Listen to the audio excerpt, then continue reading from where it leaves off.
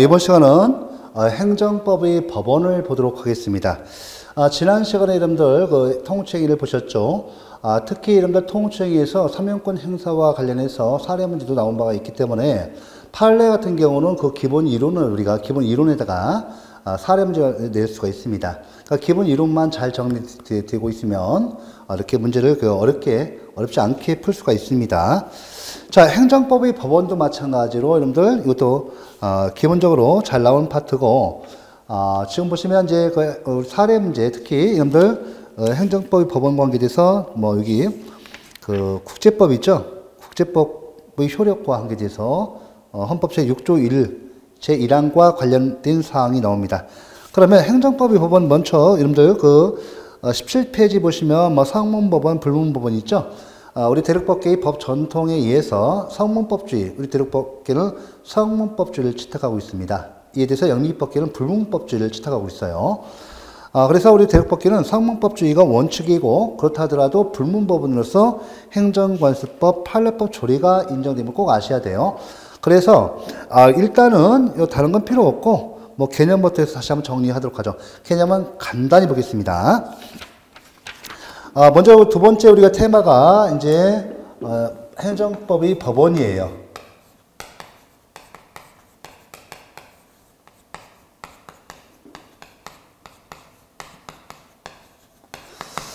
자, 먼저 여기 보시면 마찬가지로 우리가 이제 요 개념부터 보도록 하죠.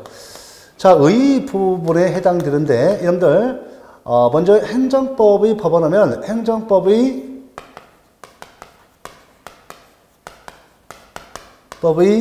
인식 근거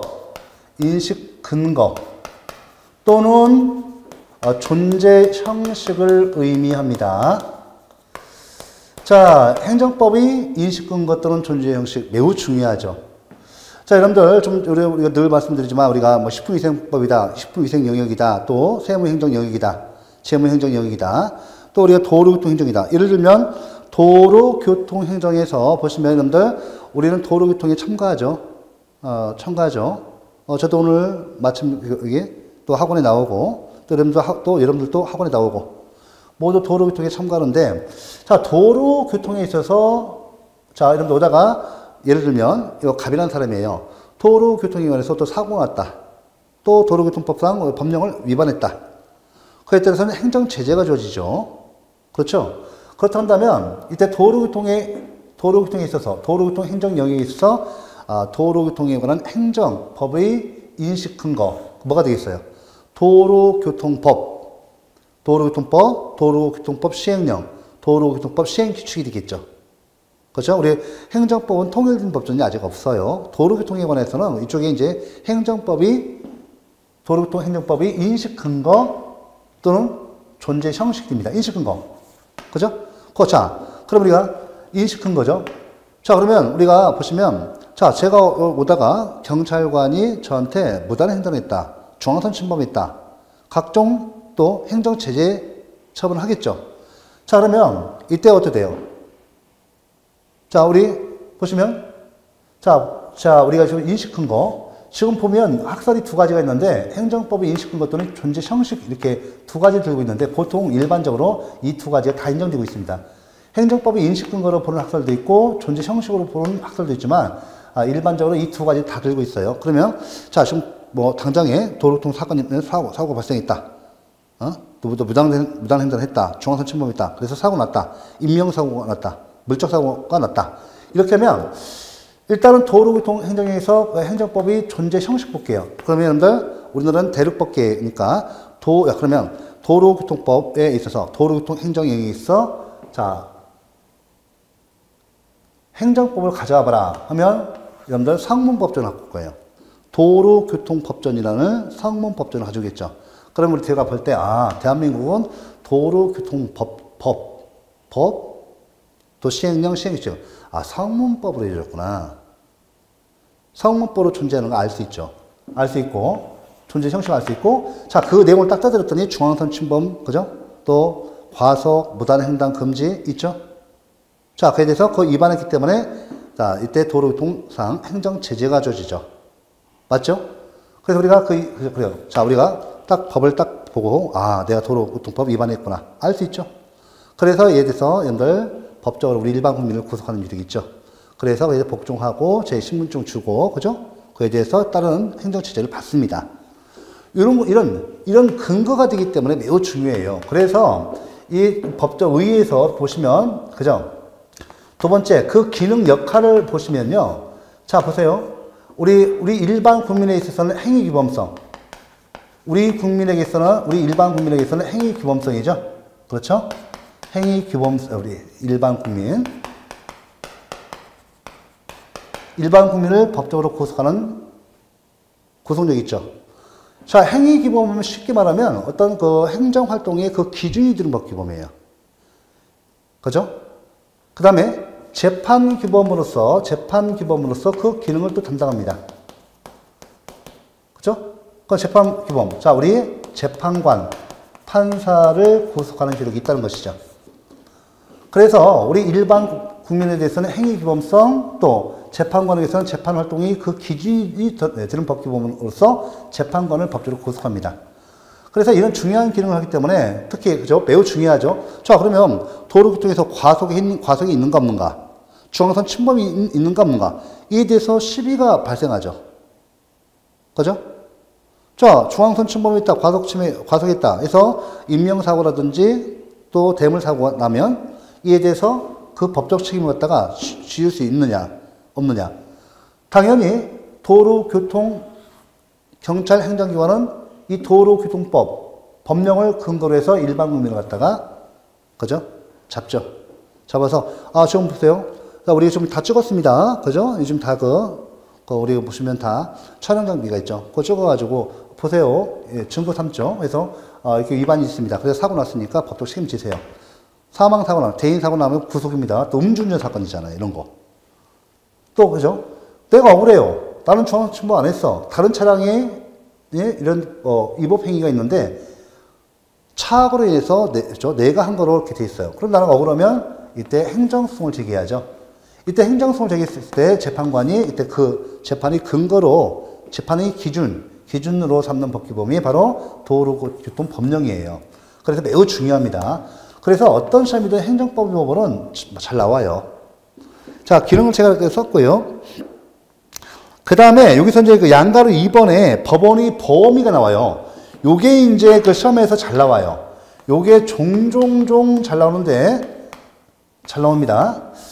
자, 행정법의 법원은 이렇게 행위규범성과 재판규범성이 있고 일반 국민과 재판관을 구속하는데 매우 중요하죠. 그죠? 자, 그러면 이 범위가 좀 중요한데, 자, 여러분들 보시면 학설이 두 가지가 있어요. 학설이 두 가지가 있는데 협의설이 있어요. 학설상 협의설이 있고 광의설이 있습니다. 이 두 가지 이름을 다 알아두셔야 돼요, 여러분들. 협의설, 광의설 다 알아두셔야 돼요. 이 협의설 갖다가 법규설이라고도 해요. 법규설. 또 이렇게 시험에서 나올 수도 있어요. 이걸 갖다가 행정기준설로 시험에서 출제될 수도 있습니다. 법규설, 행정기준설 이렇게. 자, 법규설이 현재 판례 입장이에요. 현재 판례 입장이고 이것이 현재 행정법학회의 다우설이에요.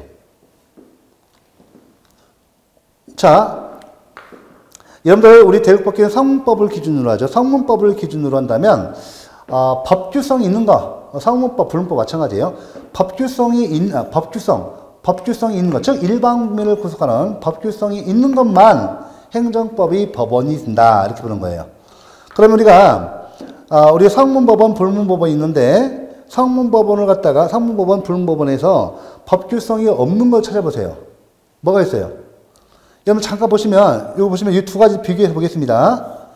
우리 성문법원을 기준으로 불문법원에서 우리 행정관습법 판례 조례가 있죠. 이거 빼고 원칙적인 형태로 해서 보시면 자, 우리 성문법을 이렇게 보면 맨 처음에 헌법 있죠, 법률 있죠, 명령 있죠, 그 다음에 조례 있죠, 규칙이 있습니다. 그럼 명령 보시면 이게 행정입법인데 협의 행정입법이죠. 여기 뭐가 있어요?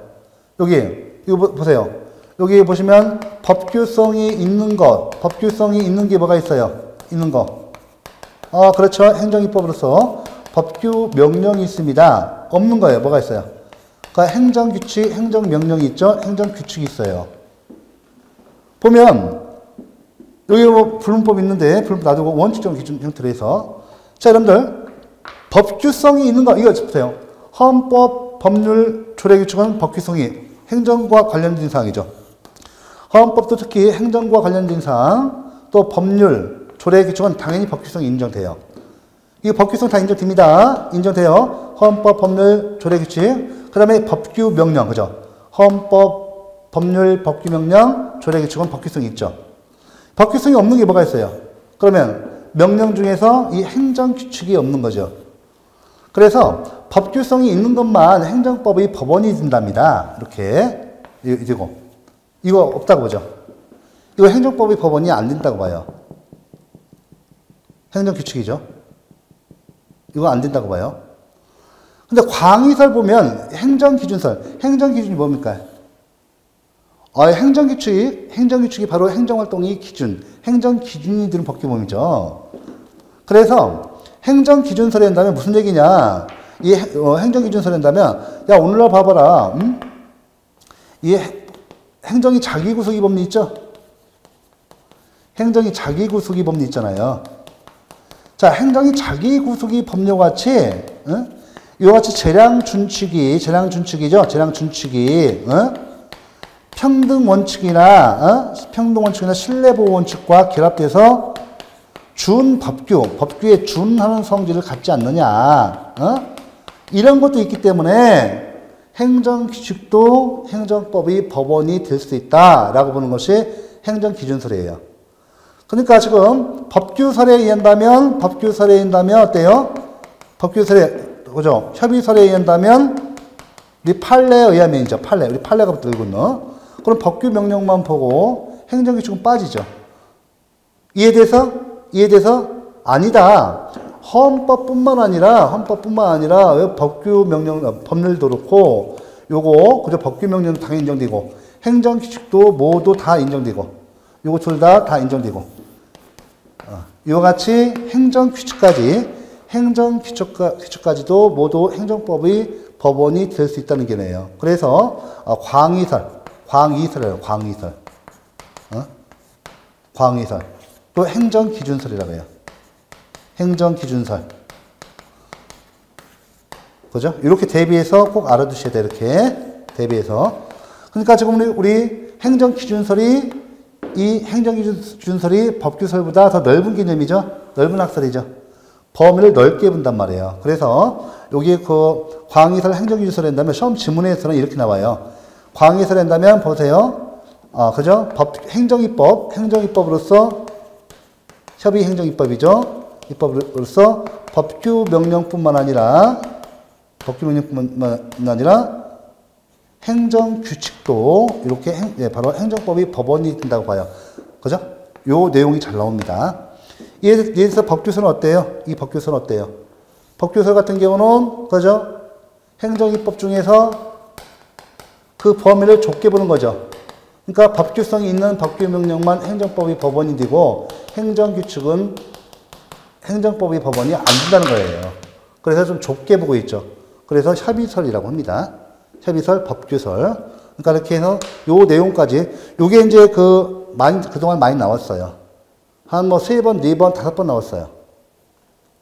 최근에까지 나온 것은 3년 전에 나왔습니다. 다시 또 나옵니다. 이 부분은 이제 범위에 대해서 제가 노란 글을 쓴 이유가 이런 거 뭐 나오면 100% 맞추셔야죠. 이해를 해야 돼요. 이해를 하고 이제 이를 통해서 암기를 하셔야죠. 그러니까 여러 번 반복하시면 다 되는 거예요. 이거 틀릴 일 없죠.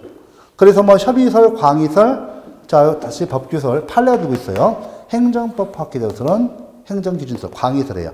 행정규칙까지도 이런 이유 때문에 재량준칙이 행정이 자기구속의 법리에서 법규에 준하는 성질이 있기 때문에 가질 수도 있기 때문에 오늘날 행정규칙도 행정법의 법원으로 봐야 한다는 학설이에요. 이렇게 좀 참 잘 나오고요.